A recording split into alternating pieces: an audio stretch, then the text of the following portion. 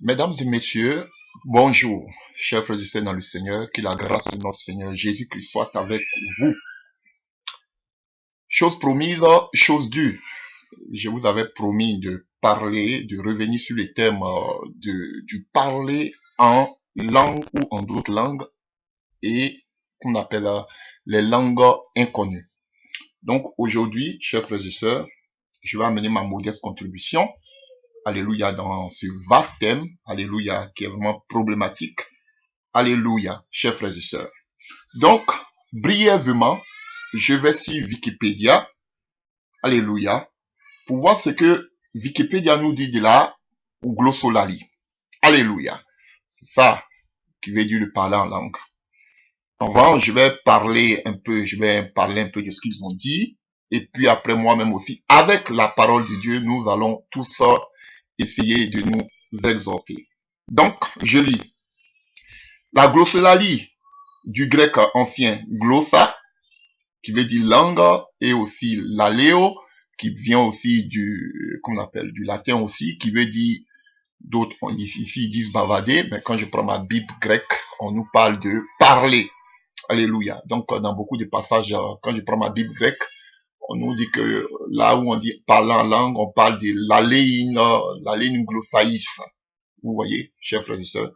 Donc, je continue.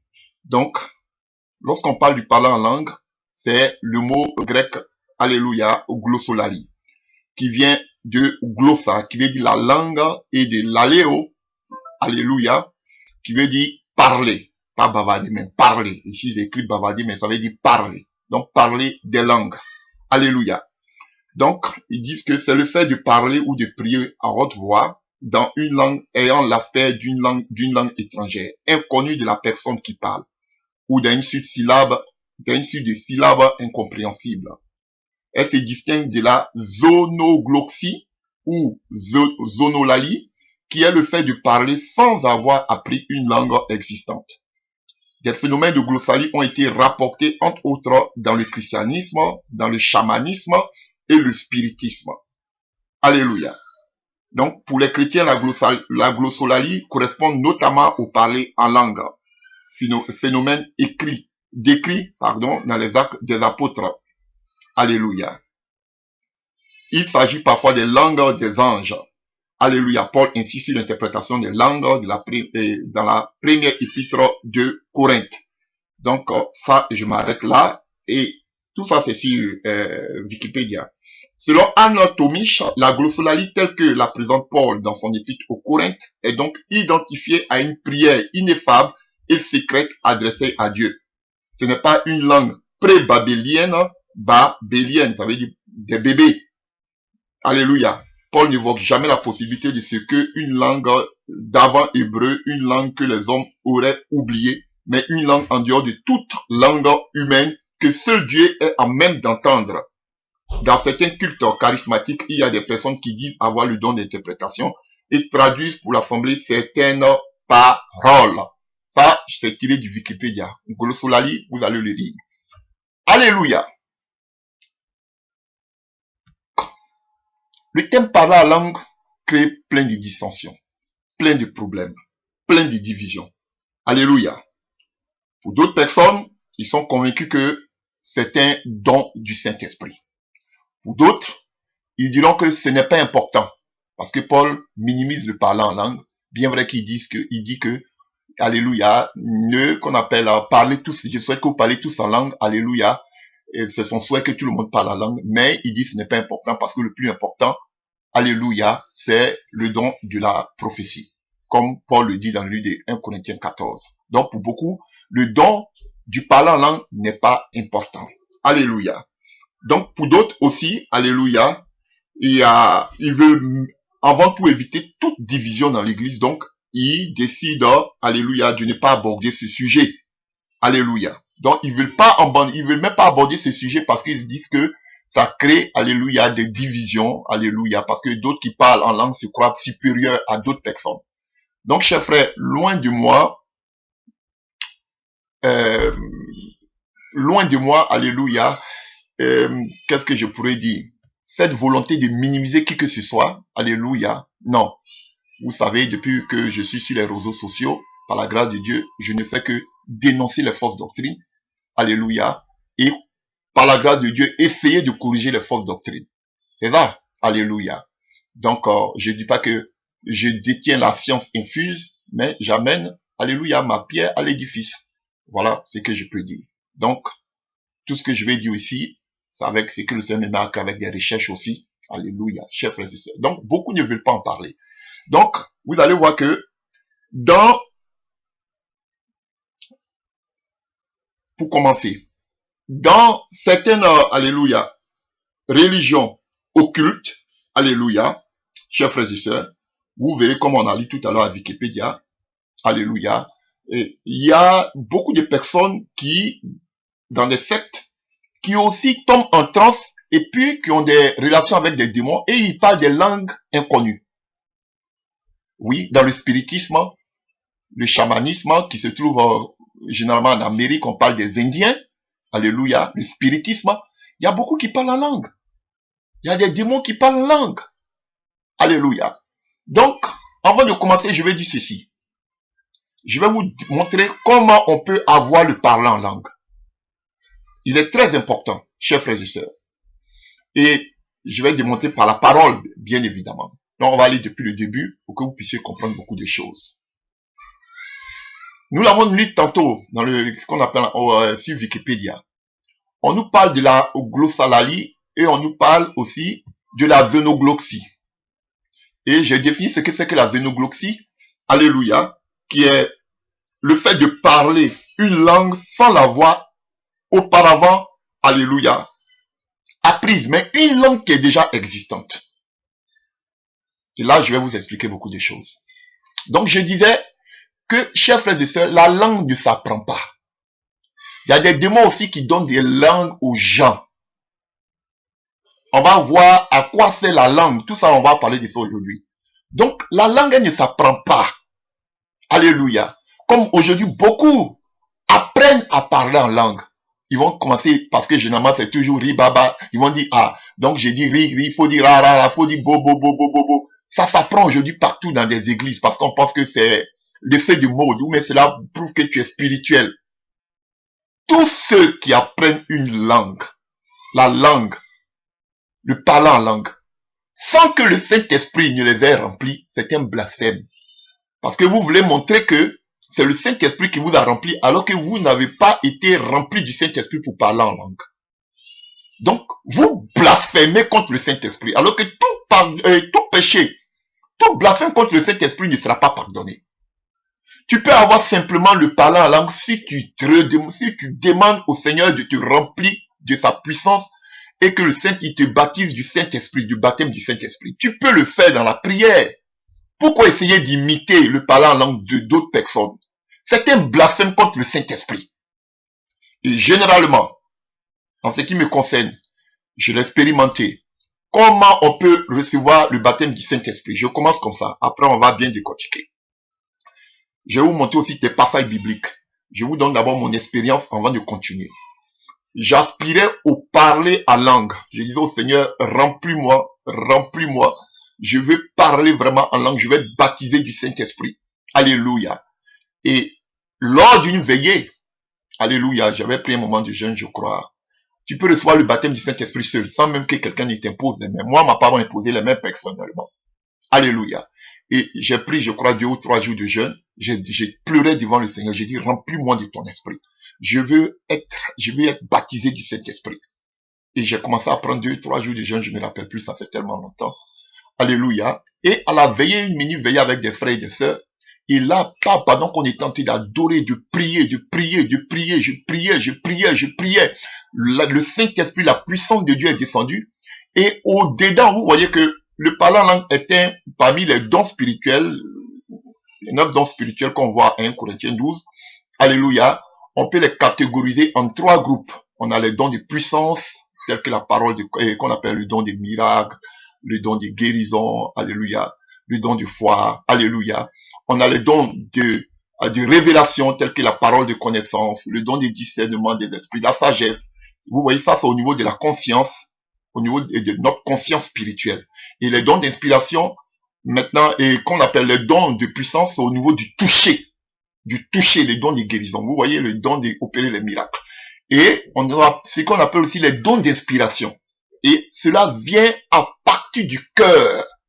Alléluia. Pas le cœur, notre organe charnel. Mais je parle plus allusion à notre âme. Alléluia. Donc, le cœur invisible, si vous voulez, si je peux m'exprimer ainsi. Alléluia. Donc, de là vient l'Esprit de Dieu descend sur toi en ce qui concerne les dons d'inspiration. Alléluia. Et tu ressens tel que la prophétie. Alléluia. Diversité des langues. Alléluia. Vous voyez. Donc, cela sort de ton cœur. Vous voyez. Et moi, c'est comme ça que c'est passé avec moi. Et la puissance de Dieu est descendue sur moi. J'ai senti un feu. J'ai senti que mon cœur brûlait. Brûlait comme s'il y avait le feu dans mon cœur. Et pendant que je priais, je voyais ce feu qui quittait de mon cœur vers ma gorge. Le feu là se déplaçait de ma poitrine qui chauffait. Et ça se déplaçait vers ma gorge. Et puis, pendant que j'étais en train de prier, la langue est sortie. Une langue que je ne connais pas. Avec puissance. Voilà comment on reçoit le baptême dans le Saint-Esprit. L'Esprit descend sur toi.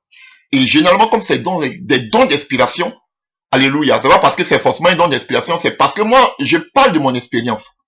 Et ça confirme la parole qui nous montre que c'est un don d'inspiration. Donc, c'est comme la prophétie qui sort du cœur. Parce que ceux qui manifestent le don de prophétie, ça sort du cœur comme un feu. Alléluia. Pareil pour le don d'interprétation des langues. Pendant qu'une personne, ça peut être une personne, toi-même ou bien une autre personne qui parle en langue, alléluia, sous forme de prophétie, et toi, Dieu te donne la capacité, comme un feu qui sort aussi, alléluia, pendant que la personne est en train de prophétiser en langue, tu ressens un feu, et sans que tu ne le veuilles, automatiquement, ça sort de ta bouche, et tu commences à interpréter le parlant en langue de la personne qui parle en langue sous forme de prophétie. Alléluia. Donc, voilà l'expérience. Et généralement, c'est comme ça pour tous ceux qui ont été baptisés du Saint-Esprit. C'est un feu qui descend de ton cœur, et ce feu monte vers ta gorge, et ça sort de ta bouche. Alléluia. Je n'ai pas imposé des mains. Il y a beaucoup de personnes à qui je n'impose pas les mains. Et puis, allez, le parler en langue. Dieu me révèle, je dis, toi, aujourd'hui, le Saint-Esprit me met à cœur, tu vas parler. Et puis avant la prière, la fin de la prière, sans lui-même imposer les mains, prière. Allez, ça se dégage. Chers frères et sœurs. Ok. Donc, généralement, voilà comment se passe le baptême dans le Saint-Esprit. On te dit pas, faut dire une syllabe, dis un mot, dis ra, dis ro, dis ro, alléluia. Voilà pourquoi beaucoup se moquent aujourd'hui. Pourquoi je fais cet enseignement, cette mise au point? Parce qu'il y a une confusion, parce que beaucoup se disent que, le jour de la Pentecôte, 50 jours après la Pâque, ils nous disent que ce qui s'est passé, ce miracle qui s'est passé à la Pentecôte, c'était qu'on appelle, des langues, pardon, que tout le monde comprenait. Donc, pour eux, lorsqu'on dit que quelqu'un parle la langue, tout le monde doit comprendre. C'est pas, ils ont raison, mais aussi ils sont dans la fausseté. Effectivement que le jour de la Pentecôte, on a compris ce qu'il disait. Donc, mais c'est différent de ce que Paul dit à Corinthe. D'où la nécessité d'éclairer la lanterne de tout le monde. Donc, ceux qui raisonnent comme ça, qui disent qu'à le jour de la Pentecôte, tout le monde est attendu. Donc, si quelqu'un doit parler la langue, on doit attendre tout le monde. Mais, on voit que dans le livre de Corinthiens, on a besoin vraiment d'interprètes. Alléluia. Et il parle de l'assemblée. Si c'était pour toi seul à la maison, tu n'as pas besoin d'interpréter. Donc, il est important d'éclairer les frères et les sœurs. Parce qu'il y a une confusion totale. Et ce qui fait que beaucoup bloquent cette grâce don du parler en langue. Parce qu'il y a beaucoup de confusion. Parce que beaucoup écoutent, beaucoup d'enseignants qui disent que non, c'est pas comme à la Pentecôte. Et nous voulons parler de tout cela aujourd'hui. Alléluia. Donc, tantôt je vous disais, alléluia, on va aller d'abord pas à pas. Pas à pas. Alléluia. Laissez-moi vous donner au moins quelques définitions. Ce que vous devez savoir d'abord, alléluia, c'est que le parler, l'aléo, alléluia, appartient toujours à Dieu. Alléluia. Et nous le voyons ici. Par exemple, Dans le livre de Luc 1, à partir du verset 45, on voit Marie arrive chez Élisabeth et on voit que par la salutation de Marie, Élisabeth est remplie du Saint-Esprit. Et on dit quoi? Elle s'écria d'une voix forte. Tout à l'heure, je vous ai donné deux définitions.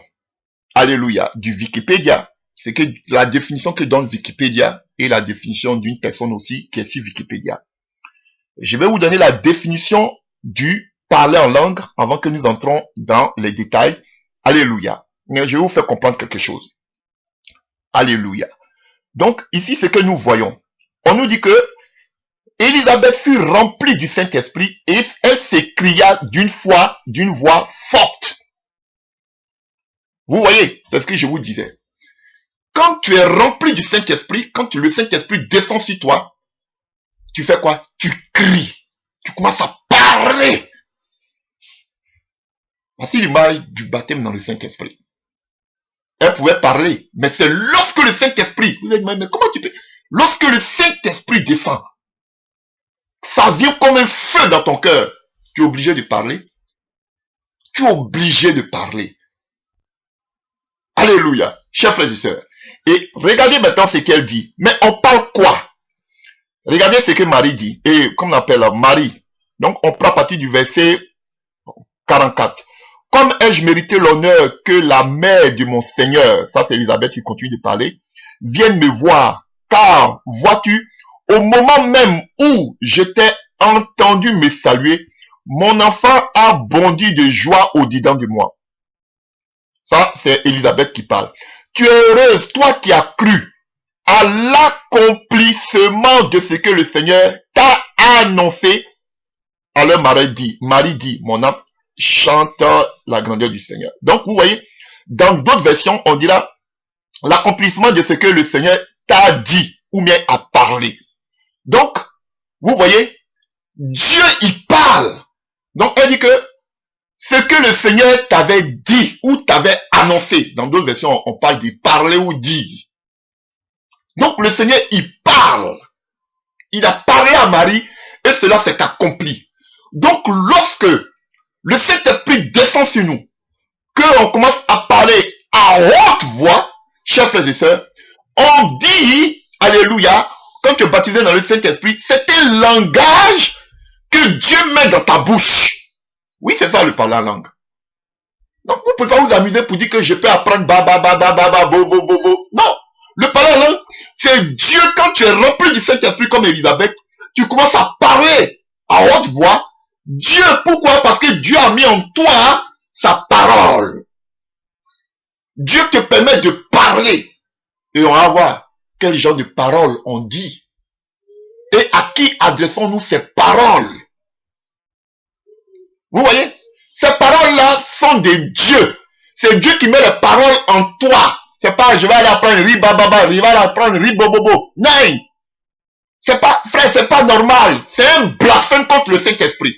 Parce que tu veux montrer aux yeux des gens que c'est le Saint-Esprit qui t'a donné cette langue. Alors que tu l'as apprise.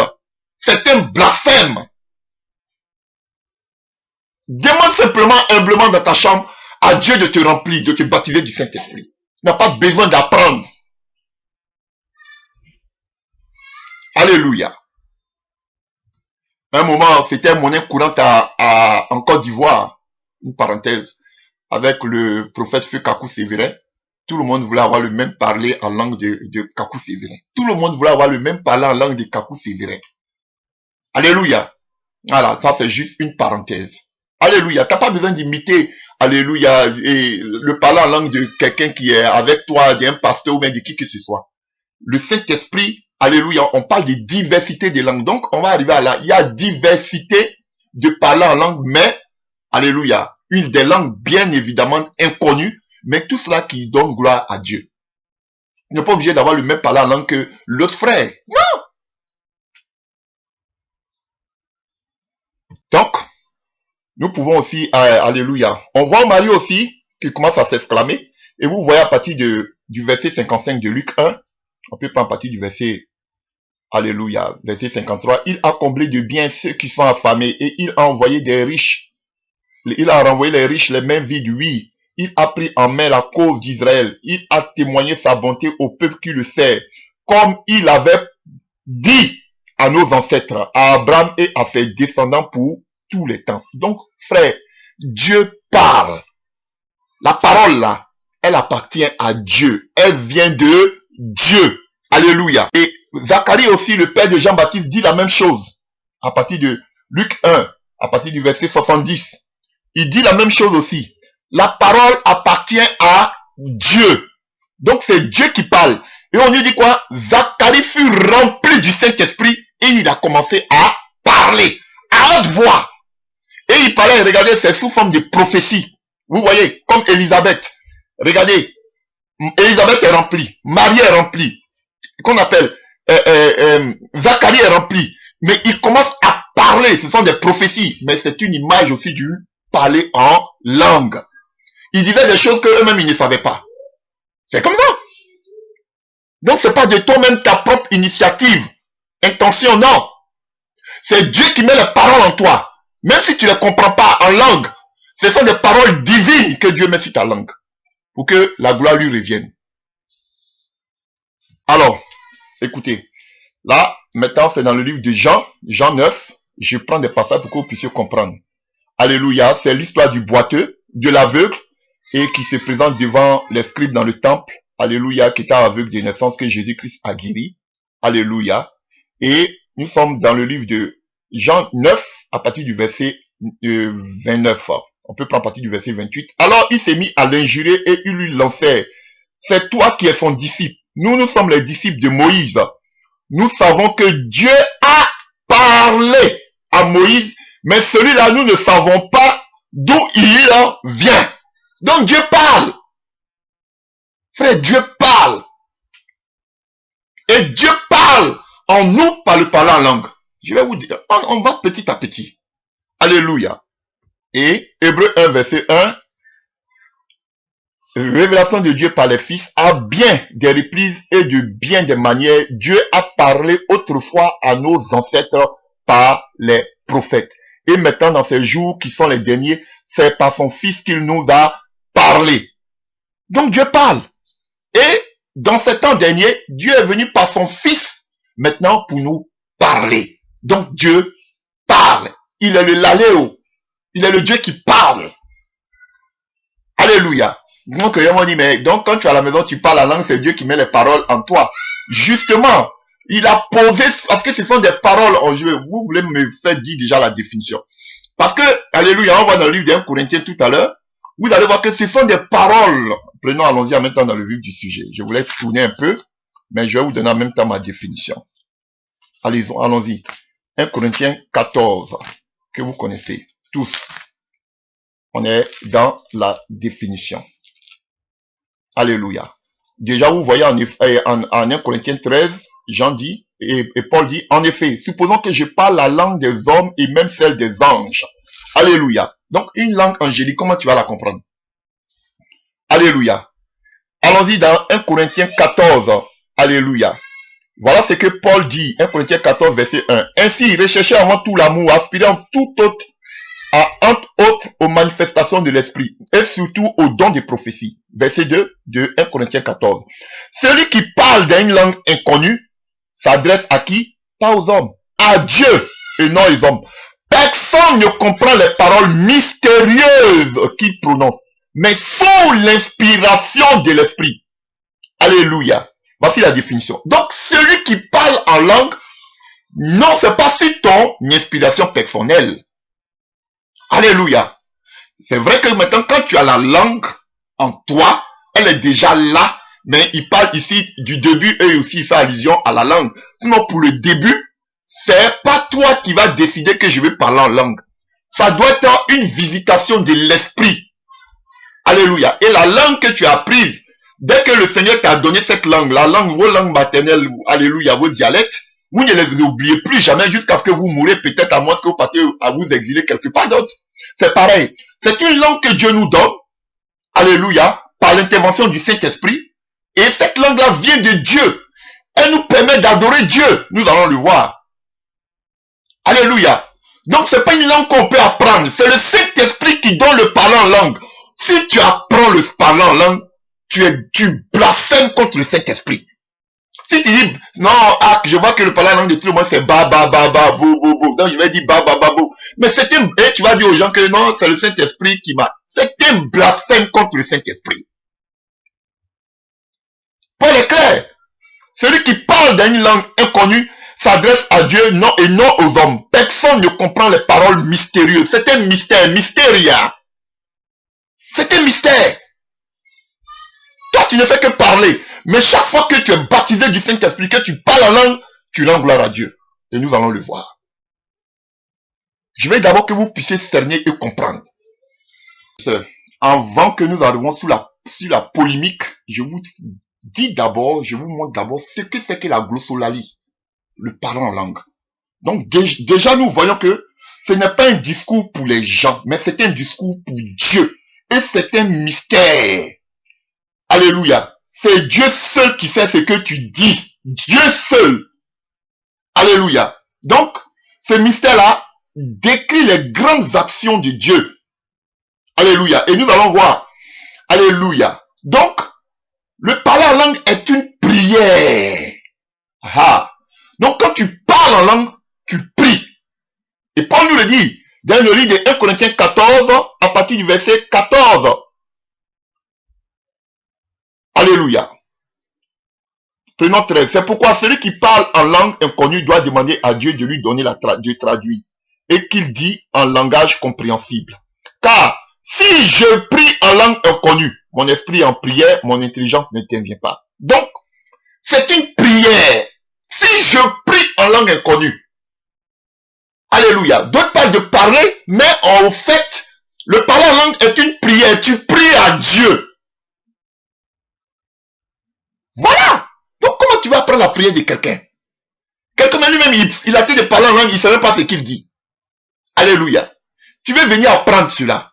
Vous voyez, donc on doit faire la différence. Pourquoi? Je vous ai dit tantôt qu'il y a les spiritistes, il y a les spirites et les spirites, il y a des sectes qui font aussi des choses, des rythmes où ils parlent en langue, des rites, des langues diaboliques. Voilà pourquoi Paul mentionne que le parler en langue vient du Saint-Esprit, parce qu'il y a plusieurs sortes de parler en langue dans ce monde. Mais pour différencier le parler en langue chrétien, il dit ici que le parler en langue vient du Saint-Esprit. Il y a le parler en langue aussi qui vient des démons, tel que l'esprit de Python. Lui-même, il est le patron de l'imitation. L'esprit de Python, ou bien de divination. Il prophétise l'esprit de divination. L'esprit de divination donne des révélations. L'esprit de divination parle en langue.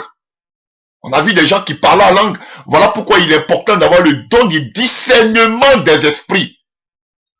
Bon, c'est un signe particulier. Bon, je vais pas le dire sur le net.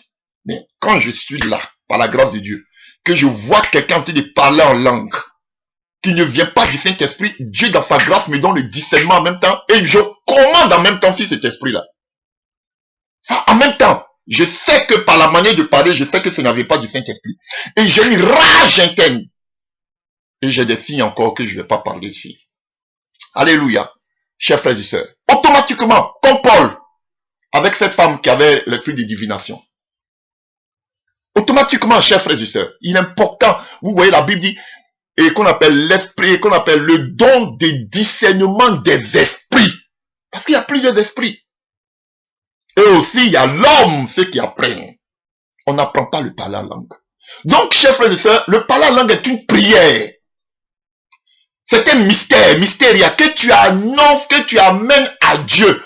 Seul Dieu sait ce que tu dis. Alléluia. Si toi tu comprends ton parler en langue là, c'est que toi tu as un problème. À moins que tu aies le don d'interprétation. Ça c'est autre chose. Ah, on va expliquer Actes des Apôtres, on va expliquer 1 Corinthiens. Calmez-vous. Alléluia.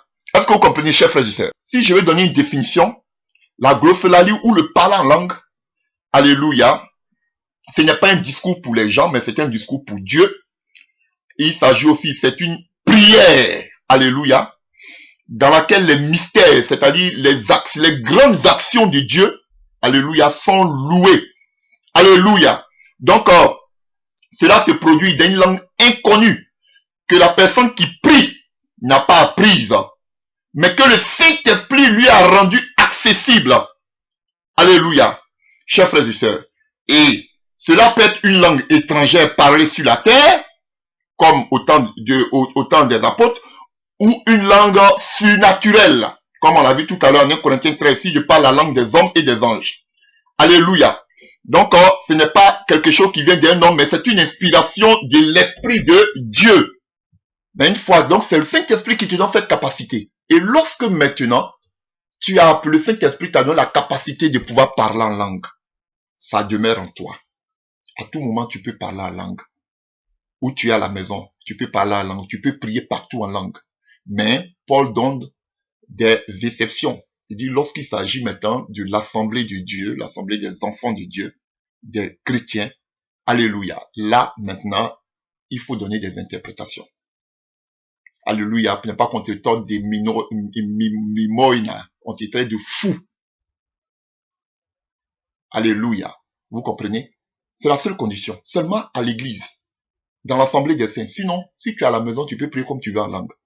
Le Saint-Esprit, tu as déjà rempli. Et toutes ces paroles qui sortent de toi, ce sont des prières que tu adresses à Dieu pour louer ses grandes actions. Je vous montre des passages. Voyons le jour de la Pentecôte. Alléluia. On va revenir à cela tout à l'heure. Acte 2, à partir du verset 11. Nous venons de la Crète ou de l'Arabie. Nous venons de l'Arabie et pourtant chacun de nous les entend parler dans sa propre langue des choses merveilleuses que Dieu a accomplies. Vous voyez? Il parlait des choses merveilleuses, des actions merveilleuses, glorieuses de Dieu. Voilà. Donc, toi, tu adores Dieu pour tout ce qu'il a accompli, pour ses merveilles. Mais tu ne sais pas ce que tu dis. Alléluia. Écoutez, Acte 10 à partir du verset 44. Ça, c'est chez Corneille. Alors que Pierre prononça ces mots, l'Esprit Saint descendit soudain sur tous ceux qui écoutaient la parole.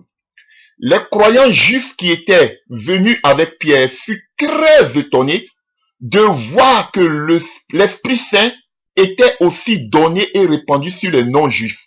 En effet, on les attendait parler, ce n'est pas moi j'ai dit, c'est écrit ici, en différentes langues. On ne nous dit pas en langue inconnue. Mais ici, ils parlaient en différentes langues. Et continuons. Et célébrer la grandeur de Dieu. Alors Pierre demanda, peut-on refuser de baptiser dans l'eau ceux qui ont reçu l'Esprit Saint aussi bien que nous? Voici ce que dit cette version. Donc, il ne parlait pas des langues inconnues. Alléluia. Mais il parlait des langues étrangères. Des langues qui existaient déjà sur terre.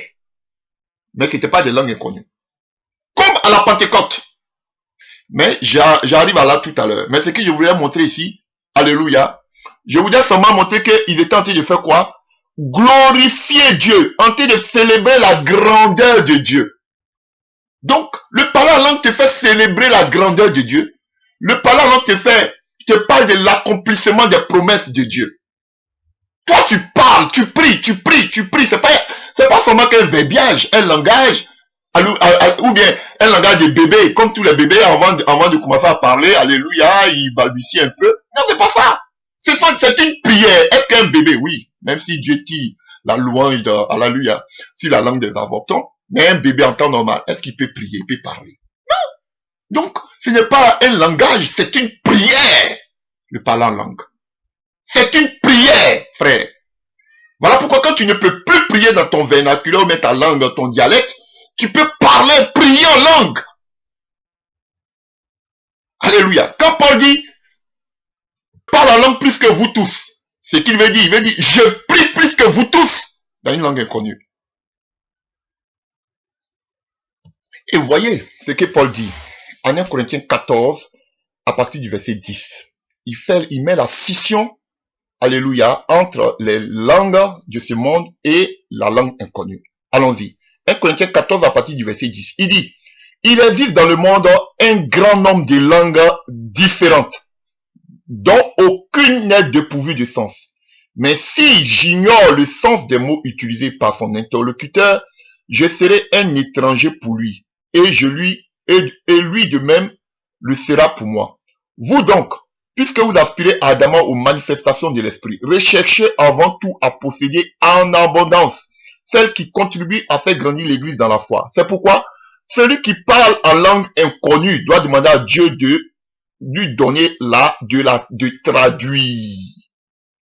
Vous comprenez? Donc, Paul dit, il reconnaît qu'il y a plusieurs langues dans ce monde, il précise.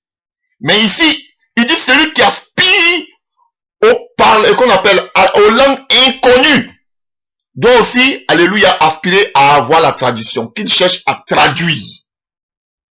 Donc, chers frères et sœurs, c'est très important que dans l'église, il y ait un don d'interprétation des langues.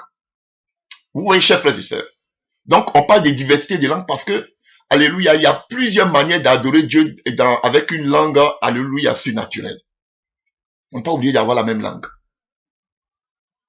Une fois que tu as été baptisé dans le Saint-Esprit, chers frères et sœurs, alléluia, tu peux garder le contrôle de toi-même. Tu peux décider quand tu veux utiliser le parler en langue ou pas. Alléluia. Il y a une réunion communautaire, Paul l'a dit. Alléluia. Il préfère parler moins de langues. Alléluia. Alléluia. Et plus tard, et pour que d'autres frères soient exhortés, soient consolés, que de parler 1000 paroles en langue, chers frères et sœurs. Donc, tu pourras personnellement, quand tu es seul, alléluia, prier quand tu veux. Alléluia, parce que tu n'es pas submergé par ce charisme-là. Alléluia, tu peux prier quand tu veux. Quand tu as su parler en langue, alléluia, tu peux l'utiliser quand tu veux. C'est en toi. Donc, chers frères et sœurs, parler en langue, c'est donc parler à Dieu dans une langue inconnue. Alléluia, que la personne qui prie n'a ni apprise. Donc, tu peux aussi en disposer librement. Tu es libre de prier quand tu veux. Alléluia. Voilà ce que je pouvais dire ici, la définition du parler en langue. Et au verset 16 de 1 Corinthiens 14, Paul nous dit aussi parler en langue, c'est remercier le Seigneur avec un esprit. Vous comprenez? Vous voyez? Donc, Paul nous dit ici que c'est remercier le Seigneur. Lorsqu'on parle en langue, on remercie le Seigneur. Alléluia. Et il dit, voilà pourquoi c'est important d'interpréter. Parce que quand tu as été amené lui-même, écoutez bien.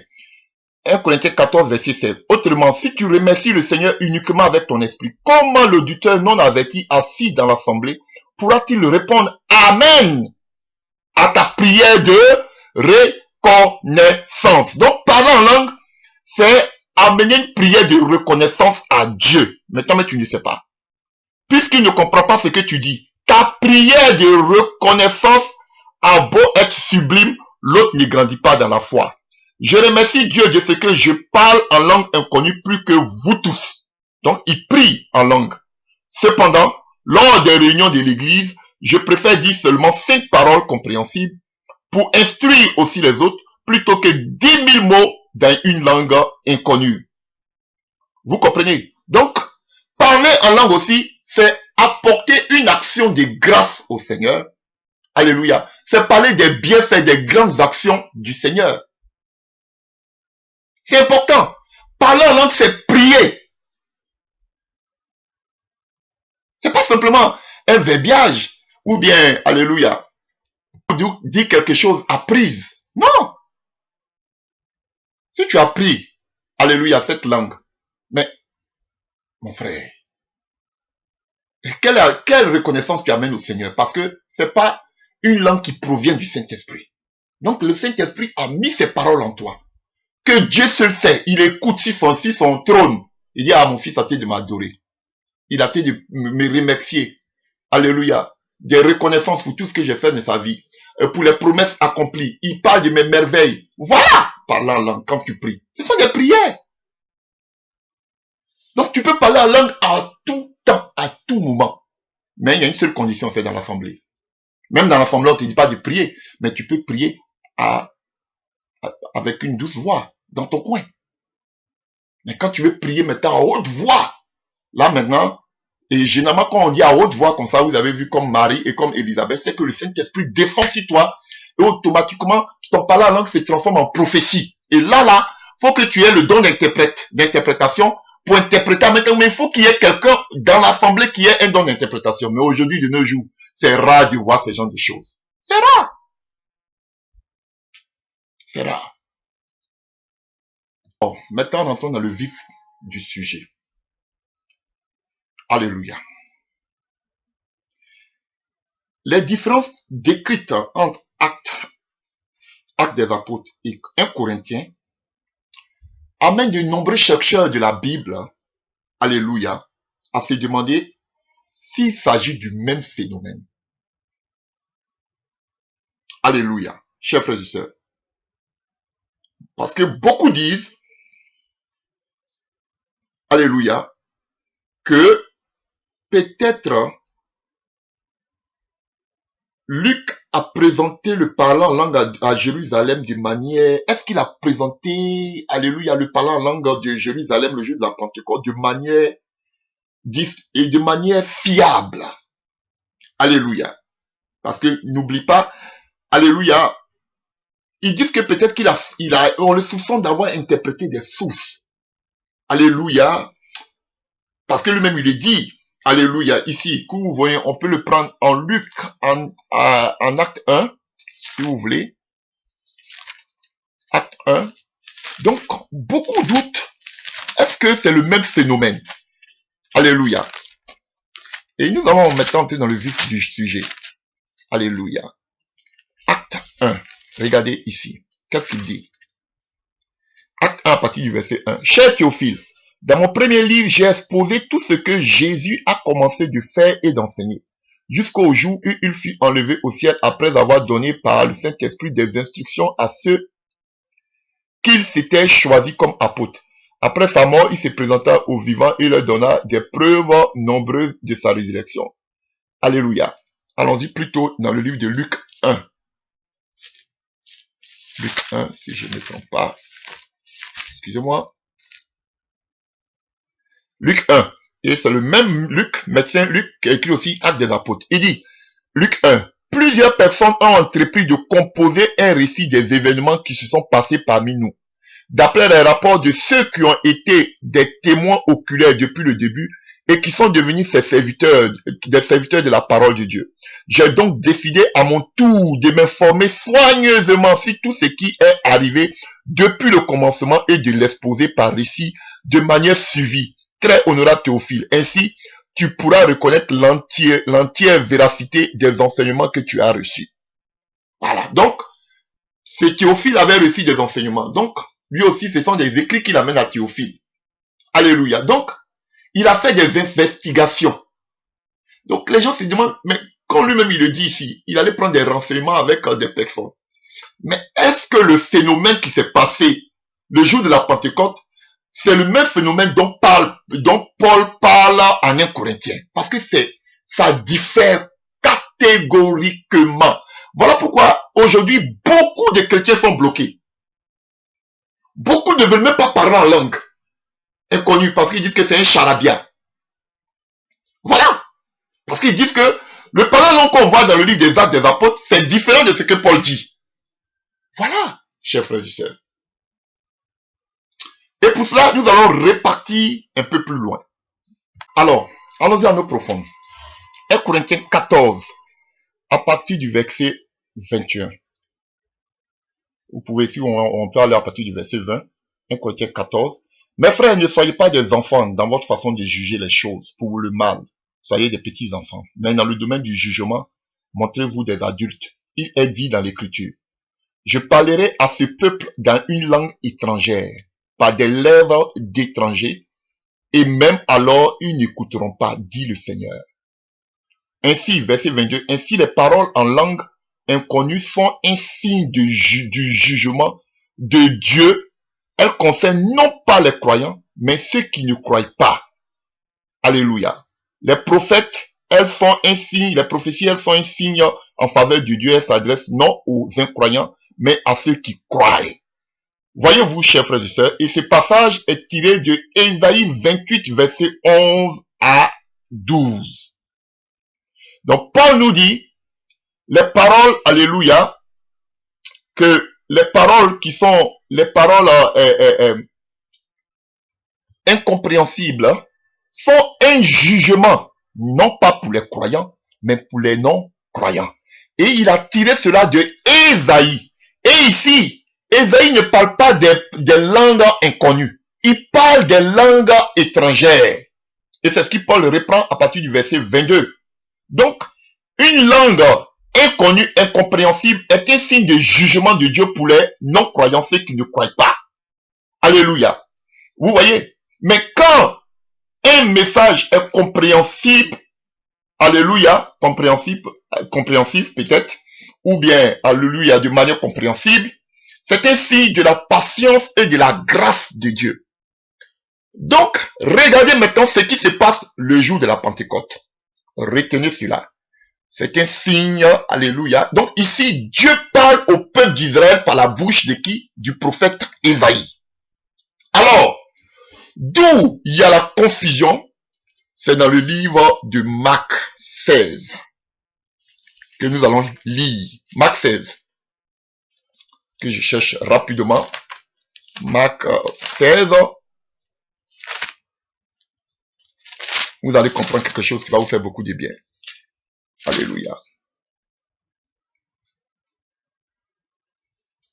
Alléluia. Marc 16 à partir du verset 17. Allez, si vous voulez, à partir du verset 15, 16. Allez dans le monde entier annoncer la bonne nouvelle à tous les hommes. Celui qui croit qui sera baptisé sera sauvé. Mais celui qui ne croira pas sera condamné. Voici les signes miraculeux qui accompagneront ceux qui auront cru. À mon nom, ils chasseront les démons. Ils parleront des langues nouvelles. On n'a pas dit des langues inconnues. Des langues nouvelles. Ils saisiront des serpents venimeux et s'il leur arrive de boire un poison mortel, cela ne leur causera aucun mal. Ils imposeront les mains aux malades et les malades et ceux-ci seront guéris.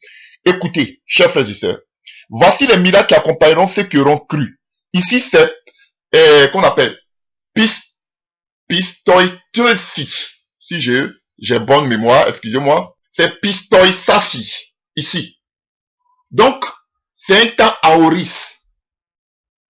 C'est-à-dire un temps ponctuel qui parle du moment maintenant opportun, du moment, alléluia, du temps où l'action se produit. Donc, vous comprenez? Donc, ici, pour vous dire simplement, pour ne pas vous emmerder le grec, pour vous dire simplement que quand vous prenez Marc 16 à partir du verset 17, tout ce qu'il dit ici, chers frères et sœurs, ça ne concerne que les gens de ce temps. Et on me dit, mais qu'est-ce qu'il en concerne, monsieur? Oui, ce n'était pas pour le futur. Ce n'était pas pour les futurs chrétiens. C'était pour le chrétien de la première ère. De ceux qui marchaient avec Jésus.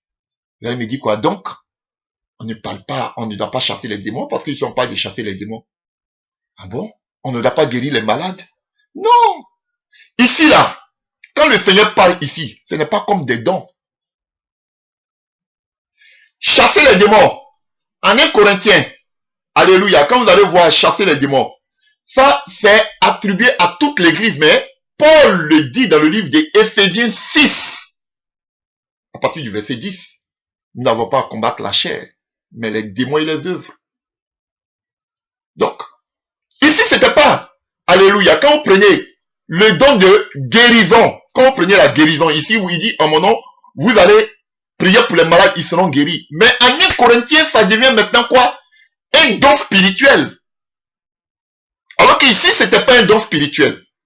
Donc, Paul résume ça autrement. Et des nouvelles langues ici deviennent maintenant, dans le livre de 1 Corinthiens là-bas, ça devient maintenant quoi? Un don. Alléluia. Alléluia, ça devient un don du Saint-Esprit. Voilà pourquoi Paul dira, est-ce que tous parlent en langue inconnue? Bien évidemment, non. Donc, chers frères et sœurs, toi qui ne parles pas en langue, est-ce que le fait que tu n'es pas baptisé du Saint-Esprit fait que tu n'iras pas au paradis? La question que tout le monde doit se poser. Parce que beaucoup sont complexés quand on parle de ce genre de choses parce qu'ils ne sont pas baptisés du Saint-Esprit. Tu dois aspirer. Paul dit que tu dois désirer ardemment. Tu dois être zélé. Alléluia. Donc, ici là, Marc 16, voilà toute la confusion. C'est-à-dire que selon le grec qui est écrit ici, c'était adressé seulement que aux premiers chrétiens, aux apôtres, à qui Jésus parlait. Ah oui. Alléluia. Voilà. Il envoie les 70, ils font tous des guérisons, ils font des délivrances, ils chassent des démons. Est-ce qu'aujourd'hui, nous tous, si on s'en va là, c'est tout le monde qui peut chasser des démons? Alléluia. Est-ce que c'est tout le monde qui peut guérir? Alors qu'ils avaient ce pouvoir de guérir partout. Alléluia. Chers frères et sœurs, il parlait seulement qu'aux apôtres.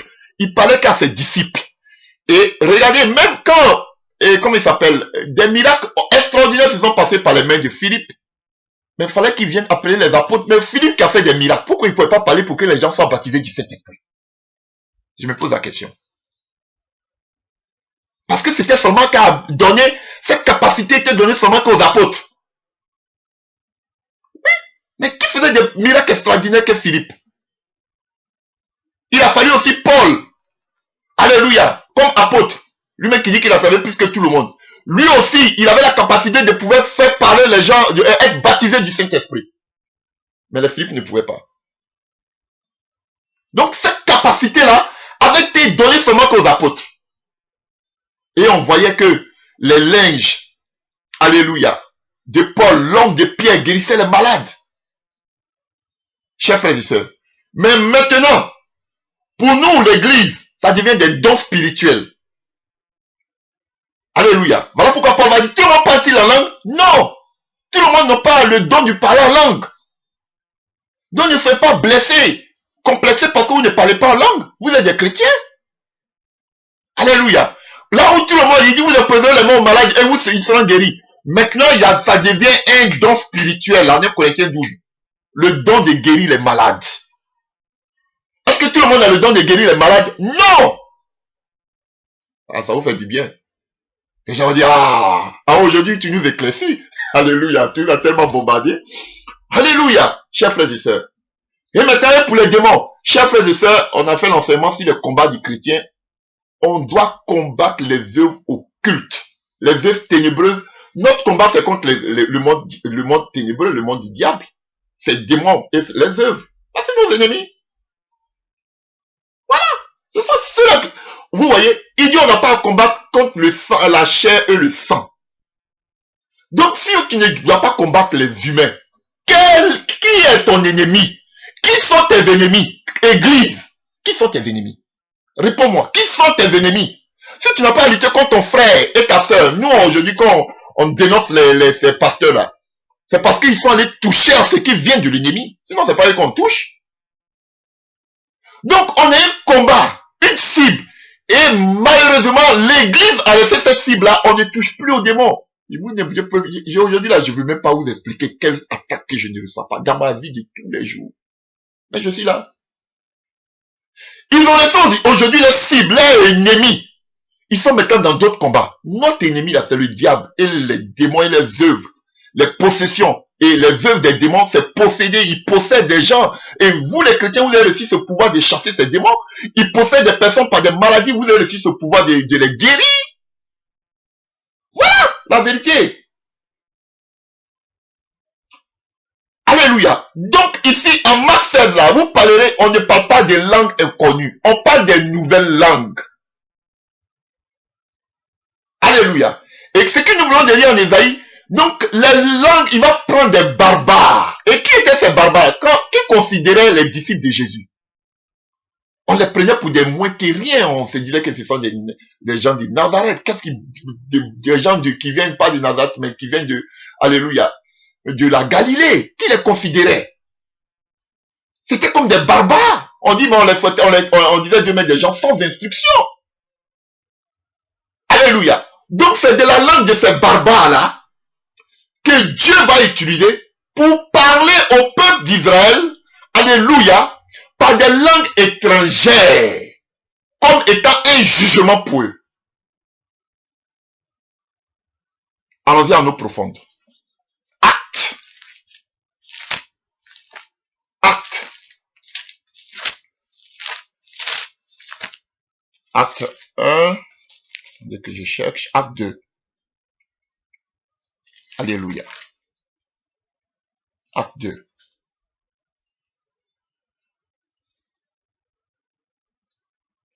Alléluia. À partir du verset 1. Quand le jour de la Pentecôte arriva, n'oubliez pas que ce qu'Ésaïe dit là-bas, là, il parle des Israélites. C'est un jugement pour les Israélites. Quand le jour de la Pentecôte arriva, les disciples étaient tous assemblés à un même endroit. Tout à coup, un grand bruit survient du ciel. C'était comme un violent coup de vent qui s'abattait sur eux et remplissait toute la maison où ils se trouvaient assis. Au même moment, il vit apparaître des sortes de langues qui ressemblaient à des flammes de feu. Alléluia. Elles se séparaient et allaient se poser sur la tête de chacun d'eux. Aussitôt, ils furent tous remplis du Saint-Esprit et commença à parler dans différentes langues. On n'en parle pas des langues inconnues ici. Donc le phénomène qui s'est passé le jour de la Pentecôte, c'était un miracle de Dieu. Et c'est la même chose qui s'est passé aussi chez Corneille. Et c'est la même chose qui s'est passé aussi en Acte 19. On va lire pour revenir. Acte 19 à partir du verset 5. Après avoir entendu cela, il fut baptisé au nom du Seigneur Jésus-Christ. Paul leur imposa les mains. Et le Saint-Esprit descendit sur eux et il s'est mis à parler dans diverses langues et à prophétiser. Ils étaient environ 12 hommes. On ne leur dit pas ici qu'ils parlaient des langues inconnues. C'était diverses langues.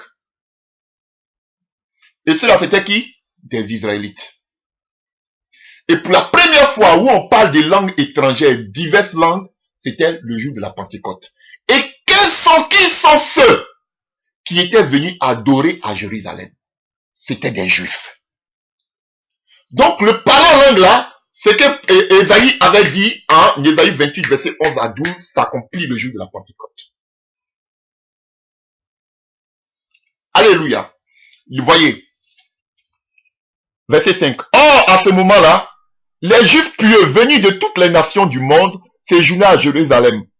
En entendant ce bruit, ils accoururent en foule. Vous avez compris? On dit en ce moment-là, les Juifs pieux. C'était pas des étrangers, c'était des Juifs. Et Ésaïe avait déjà prophétisé sur les Juifs, les Israélites. Alors continuons. En entendant ce bruit, ils accoururent en foule, furent saisis de stupeur. En effet, chacun d'eux les entendait parler dans sa propre langue. Je vais vous expliquer. Dans leur étonnement, ils ne croyaient pas à leur oreille, et disaient, voyons ces gens qui parlent, ne viennent-ils pas tous de la Galilée? Comment se fait-il que nous les entendions s'exprimer chacun dans notre langue maternelle? Vous comprenez? Je vous explique. C'était des Juifs, mais de la diaspora. Je ne sais pas de quel pays vous êtes. Alléluia. Je vais prendre un exemple terre à terre. Je préfère prendre sur moi-même. Alléluia. Je suis originaire de la Côte d'Ivoire. Et il y a des Ivoirois qui vivent partout dans le monde. D'autres sont aux États-Unis. Et bien évidemment, s'ils ont grandi, ils se sont intégrés aux États-Unis, ils parlent l'anglais. D'autres sont en Espagne.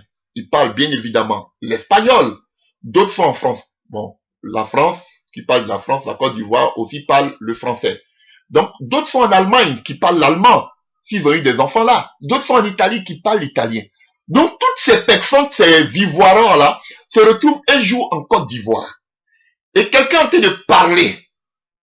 Et celui-là, peut-être il parle, bon, peut-être en Côte d'Ivoire, on n'a pas une langue nationale comme au Congo où il y a le Lingala, ou dans d'autres pays de l'Afrique de l'Est où il y a le Swahili, ou bien, comment je peux dire, au Sénégal où il y a le Wolof, où ils prêchent en Wolof.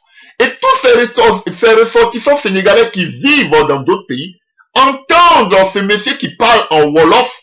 Lui, le monsieur, il s'est dit qu'il parle en Wolof, mais tout le monde l'entend parler dans les pays, bon, dans les pays d'où ils viennent, où ils vivent. C'est la même histoire ici.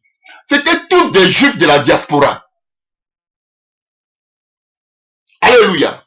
Et bien évidemment qu'en ce moment-là, c'était la religion grecque, mais ils parlaient aussi plus l'aramien. Alléluia. Donc, écoutez ce qui se passe ici. Ces gens qui parlent viennent tous par de la Galilée. Comment se fait-il donc que nous les attendons s'exprimer chacun dans notre langue maternelle? Ce qui sous-entend qu'ils sont nés dans ces patries-là. Nous sommes Pater, Mèdes, Élamine. Nous habitons la Mésopotamie, la Judée, la Cappadoce, le Pont ou la province d'Asie, la Phrygie ou la Pamphylie, l'Égypte ou le territoire de la Libye, près de Cyrène. Ou bien nous vivons à Rome. Nous sommes juifs, vous avez compris? Nous sommes juifs de naissance ou par conversion.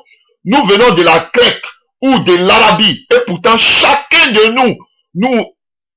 nous les attend parler dans sa propre langue des choses merveilleuses que Dieu a accomplies. Vous voyez? Voici le miracle. Et du coup, comme je vous avais dit tantôt, et qu'on appelle, lorsque on disait Wikipédia, on fait plus allusion à la zonoglossie ou zonolalie, qui est le fait de parler sans l'avoir apprise une langue déjà qui existait. Alléluia. Vous voyez? Et c'est ce qui se passe ici. Alléluia. Chers frères et sœurs, d'autres peuvent appeler ça glossolalie, mais c'était des langues. Lui, eux, ils parlaient l'aramien, mais chacun les entendait en égyptien, en latin, et ainsi de suite, en grec et autres. Alléluia. Et regardez ce que Pierre dit. Alléluia. Quand Pierre prend la parole. Alléluia. Alors Pierre.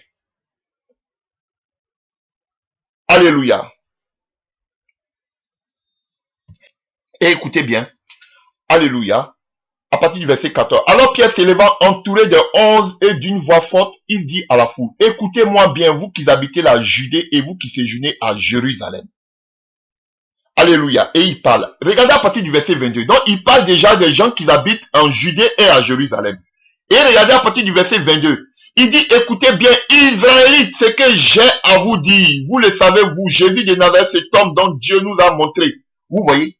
Donc il parle des Juifs, de ceux qui vivent à Jérusalem et en Judée, et il parle des Israélites. Donc, il n'y avait pas de, excusez-moi pour le thème, il n'y avait pas de païens, parce que oui, nous sommes des païens.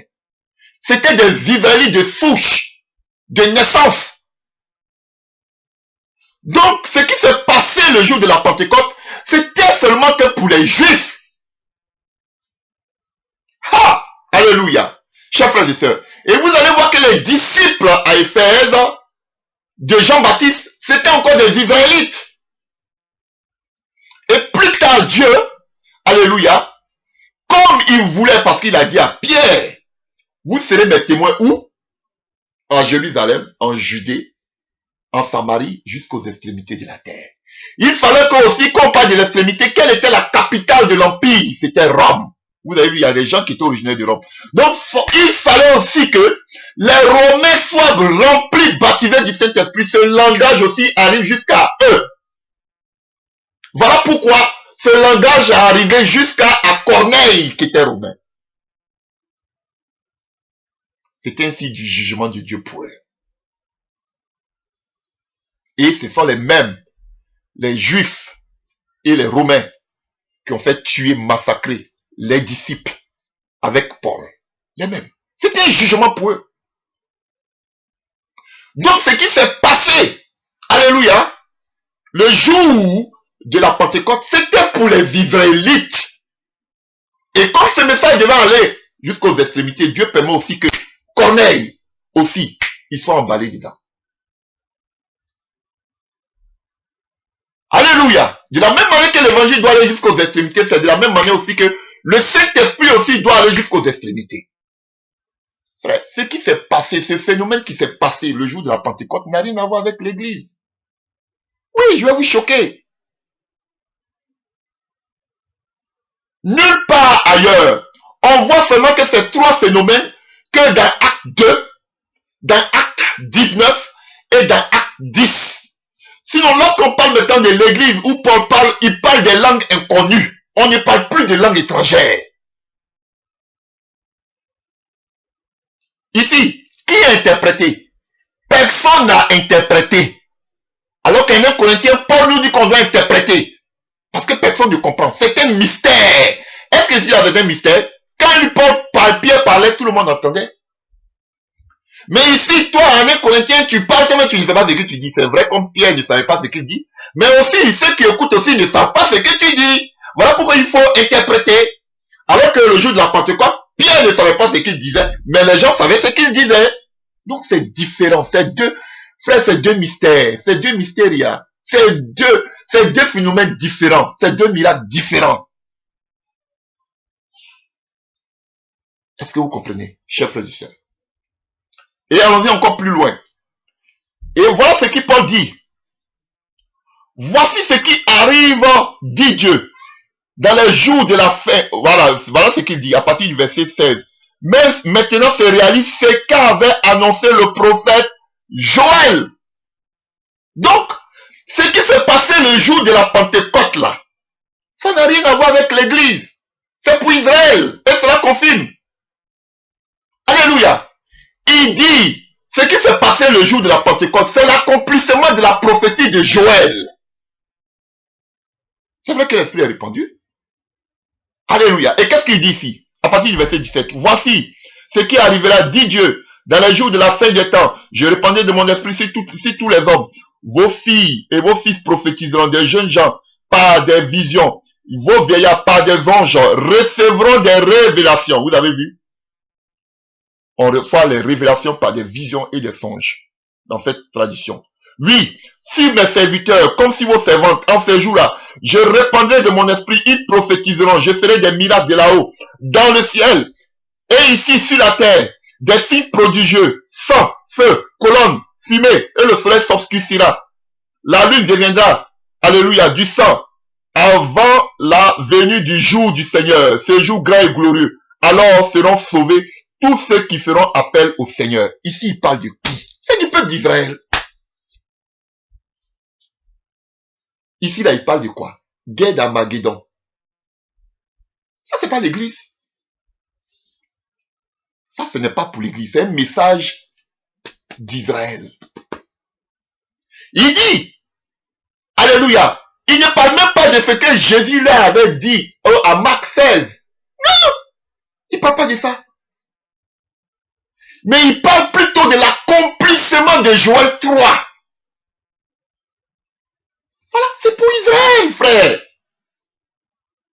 C'était un jugement pour Israël. Alléluia. Et nous, maintenant, ça devient des dons spirituels. Alléluia. Et regardez, on a vu tout à l'heure que le verbe croire, alléluia, pistoille, hein, c'est pistoille, pistasasi, c'est conjugué. Alléluia. Vous voyez, c'est un pointant bien précis. Mais maintenant, quand il dit en Luc 10, verset 19, alléluia. Voilà, je vous ai donné le pouvoir de marcher sur Satan, sur les scorpions, sur les serpents et autres. Et sur toute la puissance de Satan et rien ne pourra vous nuire. Alléluia. Cela aussi correspond à Éphésiens 6:10. Nous avons aussi le pouvoir, ce pouvoir. Alléluia, chers frères et sœurs. Alléluia. Donc, quand vous prenez Éphésiens 6, verset 10, vous allez voir Éphésiens 6, verset 12, que nous n'avons pas lutté contre, alléluia, contre la chair et le sang, mais contre les puissances, contre ainsi de suite. Alléluia. Mais en ce qui concerne le parler en langue, alléluia, ça devient un don spirituel. Et il le dit, je souhaite que vous parlez tous en langue. Donc ça veut dire que tout le monde ne parlait pas en langue. Alléluia. Il dit, je parle en langue plus que vous tous. Je prie en langue plus que vous tous. Alléluia. Donc vous voyez, chers frères et sœurs, est-ce que tout le monde parle-t-il en langue inconnue? Là, c'est langue inconnue. Parce que les gens, cette version a fait la différence entre les langues inconnues et les langues étrangères. Donc les langues que parlaient les apôtres, chers frères et sœurs, eux, ils parlaient une langue qui leur était commune, l'aramien. Alléluia. Mais, alléluia, les gens attendaient leur langue la langue qu'ils parlaient dans eux, leur langue. Alléluia. C'est différent de la langue inconnue que nous trouvons en 1 Corinthiens. Donc, à Actes des Apôtres, on n'avait pas besoin de traduction, on n'avait pas besoin d'interpréter. Parce que pourquoi on doit interpréter dans le livre des 1 Corinthiens? C'est pour ceux qui nous entourent, l'assistance. Mais l'assistance, eux-mêmes, ils comprennent ce que toi tu dis. C'est différent de ce que des 1 Corinthiens, on n'a plus besoin, alléluia, d'interpréter. Donc, c'est deux phénomènes différents. Donc, pourquoi aujourd'hui, certaines personnes peuvent dire que nous, on ne parle pas langue parce que vous êtes là comme un amuseur public qu'on appelle Gédion, qui dit, ah, si ça pouvait parler, il est c'est pas ça le parler en langue. Parce que on a vu le parler en langue qu'on appelle de la Pentecôte. C'est différent, les gens entendaient. Mais que toi, tu es juif. Est-ce que tu es juif? Toi, tu es un Wabin ou bien un guerrier de Côte d'Ivoire, est-ce que toi, tu es juif? Alléluia, chers frères et sœurs. Donc, en ce qui concerne l'église, ce sont des langues inconnues, dont tu peux disposer partout où tu veux. Tu peux prier partout où tu veux. Mais, une fois que c'est dans l'assemblée, que tu veux prier, on ne te dit pas aussi c'est parce que c'est dans l'assemblée que tu ne peux pas prier. C'est pas ça. Mais si tu commences à prier à haute voix, c'est que l'esprit, comme Élisabeth, l'esprit est descendu sur toi, il veut te changer maintenant ton parler en langue en prophétie. Donc là, ça doit être interprété pour que l'église soit, qu'on appelle, être exhortée. Voilà, toute la vérité, chers frères et sœurs. Donc, le parler en langue, pour ceux qui disent que le parler en langue doit être entendu comme au jour de la Pentecôte, je dis vous avez raison, mais d'autre part, alléluia, ce parler en langue-là, il ne nous concerne pas. C'était pour Israël, un jugement pour Israël, que Ésaïe avait déjà prophétisé, qui s'accomplit, alléluia, le jour qu'on appelle le jour de la Pentecôte. Si vous dites absolument, alléluia, que ce parler en langue qu'on doit prendre, on doit manifester, alors, Pierre nous dit c'est l'accomplissement de Joël 3. Et puis lui-même, il a cité, hein, où on parle du feu des autres et autres. Alléluia. Avant le retour du Seigneur, il parle du grand jugement. Donc, si vous voulez qu'on accomplisse ça, mettez en exergue aussi, en pratique, tout Joël 3. L'esprit est là, mais, alléluia, c'était un message que pour Israël. Et par ricochet aussi pour le peuple, alléluia, romain, qui était le centre, l'épicentre, alléluia, du monde. Voilà. Voilà pourquoi, alléluia, on a vu. Donc Dieu a dit, regardez un exemple. Jésus a dit aux disciples, à Pierre, vous serez mes témoins à Jérusalem. À Jérusalem, cet événement s'est manifesté, n'est-ce pas? Le jour de la Pentecôte. Alléluia. Et il dit, vous aussi, habitants de Judée, vous le voyez ici. Alléluia. Voilà. Donc, en acte que nous venons de lire, il dit, habitants de Jérusalem et de Judée. Donc, de la même manière que la parole est arrivée à eux, c'est comme ça que la puissance de Dieu aussi a été répandue sur eux. N'est-ce pas? Chers frères et sœurs. Jésus a dit, vous serez mes témoins aussi à Samarie. N'est-ce pas? Lorsque Philippe allait toucher la Samarie, qui l'a appelé pour aller prier pour eux pour qu'ils reçoivent le Saint-Esprit? C'est encore Pierre. N'est-ce pas, chers frères et sœurs? Alors, maintenant, et Jésus a dit jusqu'aux extrémités de la terre. En ce temps, le centre de, alléluia, la capitale du royaume, c'était Rome. Alléluia. Donc, Rome aussi devait goûter de la puissance de Dieu. Et c'est cela l'image de qui? De Corneille, qui était aussi un Romain. Donc, tout s'est accompli. Tout s'est accompli. Ah, alléluia. Donc, si vous voulez qu'on parle le parle en langue, alléluia, de la Pentecôte, alléluia. C'est que tout le monde doit parler en langue parce qu'on a vu que aucun d'eux n'a manqué à l'appel. Même avec Paul, tous les 12 ont été remplis. Même dans la maison des choses qu'on appelle la maison de Corneille, tout le monde aussi a été rempli. Bon, maintenant, si vous dites qu'on doit parler ce parler en langue, vous-même qui dites ces genres de choses-là, pourquoi vous ne parlez pas le parler en langue aussi de Corinthe? Et puis tous vos gaillards qui sont autour de vous là, pourquoi vous, je dis de Corinthe, des actes des apôtres, pourquoi vous aussi vous ne parlez pas aussi, vous ne prenez pas aussi tout cela, ce parler en langue, pourquoi vous tous aussi vous ne parlez pas? Non, ils vont sauter en même temps un Corinthien pour dire que est-ce que tout le monde parle-t-il en langue? Vous êtes des rusés. Alors, voilà. Donc si vous voulez que, alléluia, on reste sur le parler en langue des actes des apôtres, c'est que toute l'église mondiale doit parler en langue. Oui, parce que je vous ai montré Alléluia. Je vous ai montré 3 exemples. Actes des apôtres. Tous ceux qui étaient dans la chambre haute, ils étaient baptisés du Saint-Esprit. Ils ont parlé tous en langue. Je connais, tous ceux qui étaient dans la maison de Corneille, ils ont tous parlé en langue. Voilà. Ça, c'est le baptême. Ça, c'est le baptême dans le Saint-Esprit des Actes des apôtres. Maintenant, eux qui étaient environ 19 personnes, je ne sais pas quoi là, dans le livre des Actes, ils étaient à environ combien de personnes? Attendez que je vois. Voilà. Acte 19, verset 7, ils étaient environ 12 personnes. Donc, on dit ces 12 personnes-là, ils étaient remplis du Saint-Esprit, ils ont commencé à parler dans d'autres langues, ils ont prophétisé. Si vous voulez qu'on parle toutes en d'autres langues, mais ce ne sont pas des langues inconnues. Les d'autres langues là, ce ne sont pas des langues inconnues. Pour celui qui est en train de parler en langue, c'était inconnu, Pierre. Mais pour ceux qui l'écoutaient, ce n'était pas inconnu. Donc, ce n'était pas des langues connues. Des nouvelles langues. C'est-à-dire, pour lui, ce sont des nouvelles langues, parce que les autres attendent. Mais Pierre ne parlait pas toutes ces langues tous ces alléluia, les lieux d'habitation, il ne parlait pas toutes ces langues-là.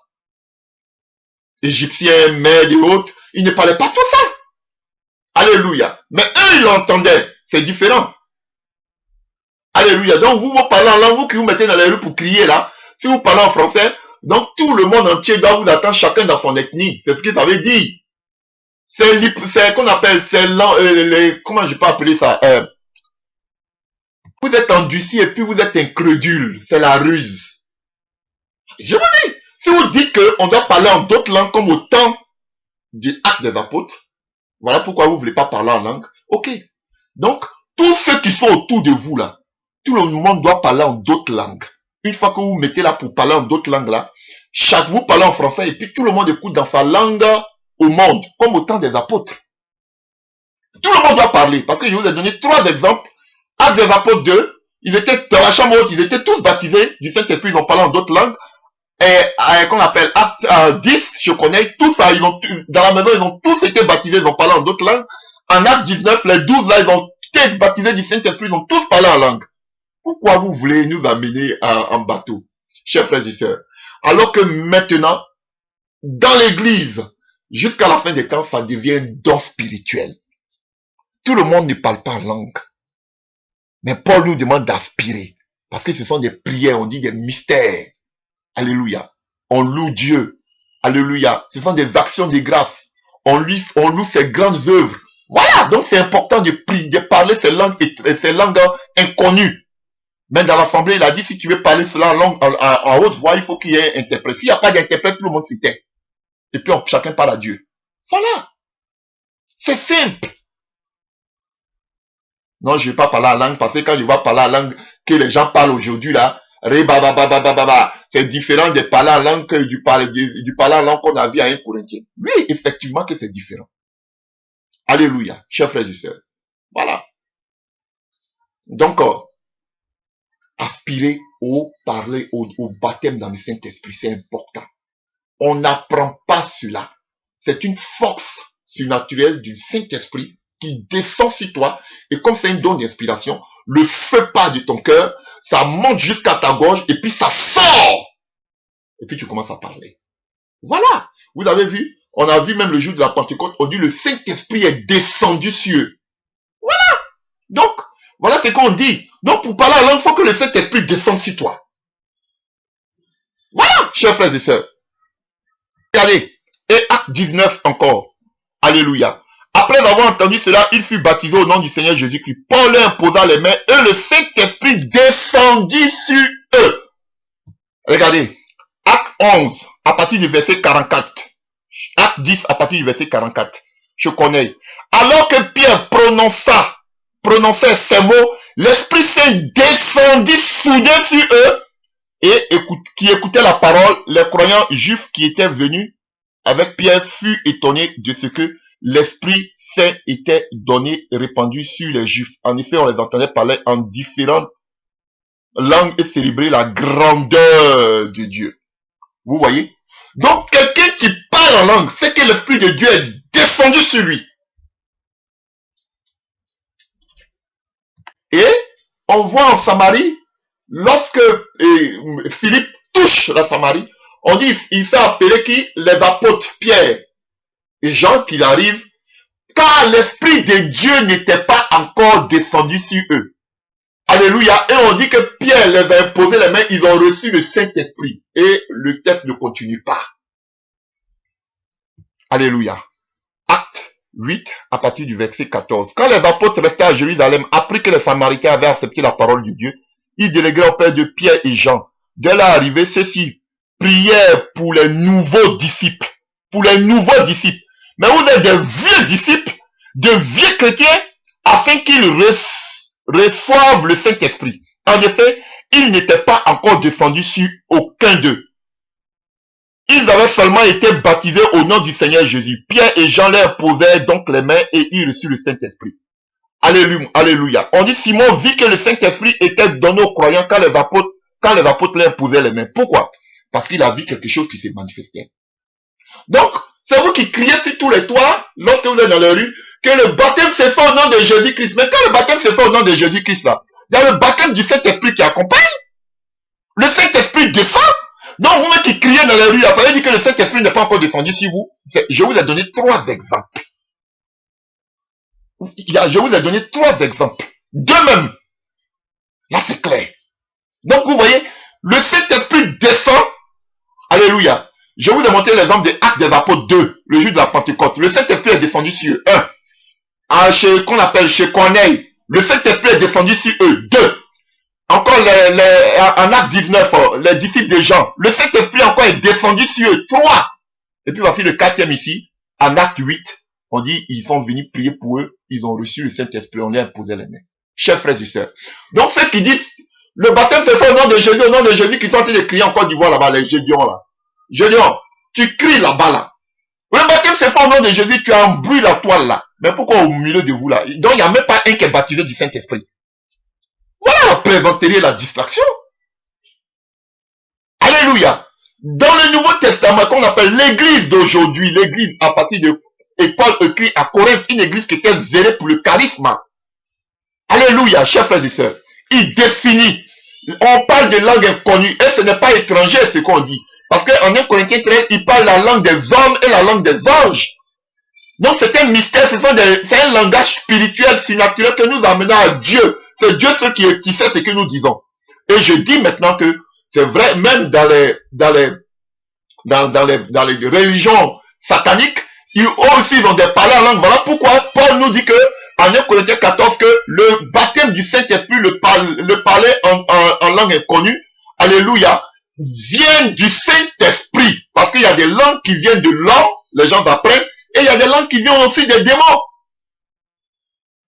Et je dis à tous ces soi-disant, ces pseudo-chrétiens qui se disent chrétiens, qui apprennent le parler en langue, qui commencent par dire des syllabes, alléluia, chers frères et sœurs, que le Saint-Esprit n'est pas descendu sur eux, qu'ils commencent à imiter, mais vous êtes sous la malédiction parce que c'est un blasphème contre le Saint-Esprit. Demandez simplement à Dieu de vous remplir. C'est tout. Ça vous fait mal, mais on a vu que c'est quand le Saint-Esprit descend, alléluia, que, alléluia, le baptême du Saint-Esprit se produit. Et pour finir, Paul le dit ici, revenons dans 1 Corinthiens 14, pour confirmer ce que je suis en train de dire. Alléluia. Alléluia. À partir du verset 2. Celui qui parle dans une langue inconnue s'adresse à Dieu, non aux hommes. Personne ne comprend les paroles mystérieuses qu'il prononce sous l'inspiration de l'Esprit. Donc, le parler en langue est une inspiration du Saint-Esprit. Mais toi, tu vas aller apprendre. Non. Donc, chers frères et sœurs, aspirer. Donc, il ne suffit pas à dire du blablabla, d'avoir le verbe. Alléluia. Chers frères et sœurs, ou la rhétorique. Vous devez être rempli du Saint-Esprit. Vous dites que Jésus-Christ se baladait de village en ville. Ok, pour annoncer l'évangile, mais il ne se limitait pas seulement qu'à annoncer l'évangile. Alléluia. On voyait qu'il était puissant en parole et en force et en puissance, chers frères et sœurs. On voyait les délivrances, on voyait les guérisons qui l'accompagnaient partout où il passait dans les villages et les villes. C'est pas seulement du verbiage. C'est pas des paroles. Alléluia. Paul dit que sa prédication ne reposait pas sur les discours persuasifs de la sagesse humaine, les Grecs, mais c'est une démonstration d'esprit et de puissance, quand le royaume des cieux ne consiste pas en parole mais en puissance. Si Dieu ne vous a pas envoyé dans les rues, allez-y vous asseoir dans votre cabane. Oui, parce que quand on sort comme ça, pour aller annoncer l'évangile dehors, c'est que aussi Dieu confirme cette parole. Alléluia. Par des délivrances, des guérisons. C'est ça qu'est l'évangile. Voici l'évangile. Donc vous devez comprendre que quand on parle des langues hyperliennes, des nouvelles langues ou des langues étrangères, on parle des langues qui se parlent sur terre déjà. Alléluia. Alors que les langues inconnues, c'est une langue surnaturelle, une langue angélique. Ça, c'est important. Et c'est ce qui s'est passé avec Pierre. Ce qui Pierre prêchait, parlait là, il parlait l'aramien. Alléluia. Il parlait, mais ce qui lui dit, il pensait qu'il parlait l'aramien. Alors que ce sont des langues étrangères, des langues qui sont déjà sur terre qu'il parlait, puisque tous les peuples qui étaient là le comprenaient. Ce n'était pas une langue angélique qu'il parlait. Alléluia. Peut-être d'autres vont me dire, mais est-ce que tu as les preuves qu'il parlait vraiment l'aramien? Dans tous les cas, qu'il a parlé, il ait parlé l'aramien ou pas, l'essentiel, tous ceux qui sont venus, tous ces juifs de la diaspora, les entendaient dans leur langue d'habitation. Vrai ou faux? Donc, frère, c'est pas pour vexer qui que ce soit, mais vous avez lu comme moi. Tous ceux qui parlaient en d'autres langues là, chers frères et sœurs, l'Esprit de Dieu est descendu sur eux. C'est clair, même à un Corinthien, l'Esprit de Dieu est descendu sur eux. C'est pas moi j'ai dit, il faut pas ne me faites pas tirer une conclusion. Vous-même lisez votre Bible. Donc, chers frères et sœurs, toi qui as reçu ce don, tu peux l'utiliser fréquemment. Vous voyez Paul, il parle beaucoup en langue. Tu peux l'utiliser. Alléluia. Faut pas avoir peur. Si vraiment ça vient de Dieu, n'aie pas peur de le parler. Tu peux le parler. Quand tu es là, tu peux prier. Bon, ne prenez pas ça pour montrer que vous êtes plus spirituel que les autres. Non, mais tu peux prier. Paul me dit qu'il utilise fréquemment, qu'il parle plus que tout le monde. Donc ça veut dire qu'il a l'habitude de parler en langue. Alléluia. Alléluia. Donc, dans l'assemblée, chers frères et sœurs, demandons aussi le don d'interprétation. C'est très important. C'est un don merveilleux. Alléluia. Alléluia, pour aider et aussi l'église locale. Encourager. Alléluia. Les autres dans leur foi. Alléluia. Donc, parce que vous faites l'espérance directement dans votre propre vie. Alléluia. Mais cela n'est pas la communauté. Donc, vous avez besoin d'aider aussi la communauté. Voilà pourquoi c'est important aussi d'avoir le don d'interprétation. Vous voyez? Donc, Paul nous dit que, alléluia, que celui qui a le parler en langue, il peut l'utiliser encore et encore. Tu peux l'utiliser quand tu veux. Quand tu es seul, tu peux prier. Alléluia. Mais, la seule chose, oui, il interdit, c'est à l'église, alléluia, où il demande que quand vous parlez en langue, dites moins de paroles en langue, mais plus de paroles, alléluia, compréhensibles que tout le monde peut comprendre. Sinon, on va vous traiter de fou. Alléluia. Donc, vous voyez, la recommandation que Paul nous donne ici, c'est pas ce qui s'est passé dans le livre des Actes des Apôtres. C'est pas ce qui s'est passé dans le livre des Actes des Apôtres. Après ça, on n'a plus vu ce qui s'est passé encore. Alors que ça, là, nous, on peut parler constamment, mais la Bible s'étale sur la suite dans le livre des Actes des Apôtres. Alors qu'ici, avec Paul, on voit avec les écrits de Paul que le parler en langue reste en nous. Puisque lui-même, il dit, il parle couramment en langue. Plus que tout le monde. Et il encourage même tout le monde à prier en langue.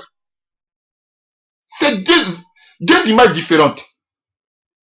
Donc, chers frères et sœurs, contrairement à Corinthe, c'est que nous voulons de voir, alléluia, le parler en langue à Jérusalem était compréhensible. Sans traduction. Et vous avez vu que les juifs de la diaspora présents à la Pentecôte là, alléluia, ils ont reconnu les dialectes de leur lieu de résidence. Alléluia, dans les paroles des apôtres. Que les apôtres aient parlé une langue étrangère ou une langue inconnue, dans tous les cas, ils ont entendu ce que les apôtres disaient. Alléluia, chers frères et sœurs. Donc c'était ici simplement le déversement de l'Esprit de Dieu, sur tous les hommes. Alléluia. Donc, la tâche, chers frères et sœurs, du parler en langue dans le livre des Actes des Apôtres, alléluia, consiste à déverser l'Esprit de Dieu sur tous les hommes. Alléluia. Donc, le fait que les gens les apôtres ont parlé en langue là, en Actes des Apôtres, consistait à indiquer de façon symbolique que Dieu veut rassembler sa communauté de tous les peuples. C'est tout simplement. Parce que lui-même il dit que c'est l'accomplissement de Joël 2. Est-ce que vous comprenez? Donc, Dieu voulait déverser son esprit sur tous les peuples. Voilà pourquoi il a, en partant déjà de Jérusalem, de Samarie, jusqu'à déverser même sur Corneille qui était un Romain. Mais différent, alors que ce que Paul était en train de dire là-bas, c'est pour l'église. Est-ce que vous comprenez la conclusion? Alors que ce qui se passe dans le livre des Actes des Apôtres, Dieu déverse son esprit sur tous les humains, en commençant par qui? Par Jérusalem, par les Juifs. Mais ce que Paul dit en Corinthe, c'était seulement que pour l'église. Différent. Je répète. Alléluia. Vous voyez, chers frères et sœurs, l'église n'existait pas encore. L'église est née à partir de qu'on appelle, c'est vrai que elle a pris son envol à partir, il y avait l'église déjà de Jérusalem, tout, ainsi de suite. Chers frères et sœurs, mais vous avez vu, ils avaient peur, ils étaient cachés. Alléluia. À partir de la Pentecôte, là, l'église a commencé à naître. Alléluia, chers frères et sœurs. Vous voyez, mais là, en ces jours-là, le Saint-Esprit, le jour de la Pentecôte, que fait Dieu? Dieu déverse son esprit sur tous les hommes. En commençant par qui? Les Israélites. Et il termine par qui? Par Corneille. C'est pas Paul qui allait chez Corneille, ou même c'est pas Philippe qui allait toucher Corneille. C'est Dieu même qui a envoyé Pierre vers Corneille. Pourquoi? Parce que Corneille était romain. Donc Dieu déverse son esprit, alléluia, sur tous les humains. Est-ce que vous comprenez?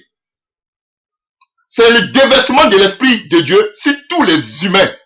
Alléluia. Donc la tâche du parler en langue dans le livre des Actes des Apôtres là, ça consiste à déverser le Saint-Esprit de Dieu sur tous les hommes. Alléluia. De façon symbolique. C'est une indication symbolique que Dieu va rassembler sa communauté de tous les peuples par son esprit. Mais ce qui se concerne à un Corinthien, ça ne concerne que l'église. Donc si tu fais partie de l'église, c'est vrai que tu es sous l'esprit, et dans les derniers temps, je répandais de mon esprit sur tout chair, mais un Corinthien parle plus de l'église. C'est une lettre de l'église. C'est ça qu'on appelle les lettres de l'église. Ah, j'espère que vous me comprenez ce que je dis. Donc, chers frères et sœurs, aspirez aux dons spirituels, même si vous ne comprenez pas. Aspirez, désirez ardemment. Dans votre chambre, priez le Seigneur de vous remplir, de remplir votre cœur de sa puissance, de descendre sa puissance sur vous. N'écoutez pas les gens, ne soyez pas découragés. On vous dit que c'est pas important, c'est important pour votre vie. C'est important, chers frères et sœurs. Aspirez, aspirez à ce don. C'est vraiment important. Donc, j'espère que j'ai été, alléluia, clair, j'espère que j'ai répondu à vos questions. Alléluia, que Dieu vraiment vous fortifie, que Dieu vous bénisse. Pour ceux peut-être qui ont des questions, en bas de la vidéo, vous pouvez encore écrire vos questions peut-être en bas de ces vidéos. Sur ce, que Dieu vous bénisse, fortifiez-vous, priez avec des frères, priez avec des sœurs, vous seul même dans votre chambre. Alléluia, vous pouvez recevoir le baptême dans le Saint-Esprit sans que quelqu'un vous impose les mains. Parce que cette tentation aujourd'hui, alléluia, par des impositions aussi des mains, vous pouvez prendre aussi des démons. Faites beaucoup attention. Vous seul, Dieu peut vous remplir. Moi, on m'a pas imposé les mains. J'ai prié, puis lors d'une veillée, j'ai été baptisé du Saint-Esprit. Donc, Dieu peut aussi faire de même pour vous. Que Dieu soit avec vous et que sa grâce soit sur vous et que le Saint-Esprit vous remplisse au nom puissant de Jésus-Christ de Nazareth. Amen.